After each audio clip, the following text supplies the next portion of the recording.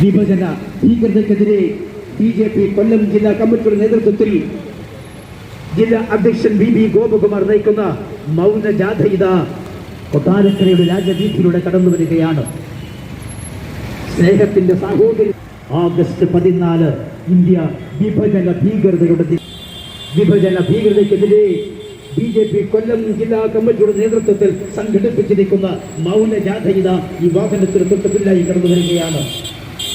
കൊട്ടാരക്കര പുലമൻ ജയിച്ചു ആരംഭിച്ച മൗന ജാഥ കൊട്ടാരക്കര നാഥൻ ക്ലാസിൽ സമാപിക്കുമ്പോൾ ഈ സമാപന സമയത്ത് വെടിവെച്ചതുകൊണ്ട് BJPയുടെ ദേശീയ നിർവാഹക സമിതി അംഗം ശ്രീ കുമ്മനം രാജശേഖരൻ മുഖാന്തി സംസാരിക്കുന്നു. August 14 ഇന്ത്യ വിഭജന ഭീകരതയുടെ ദിനം.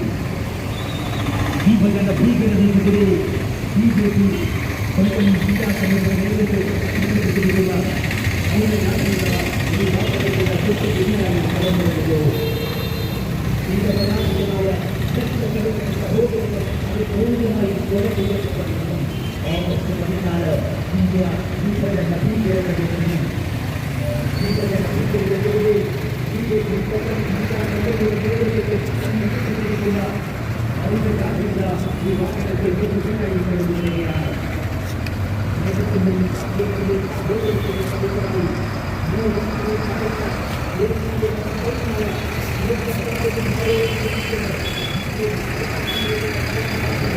Thank you.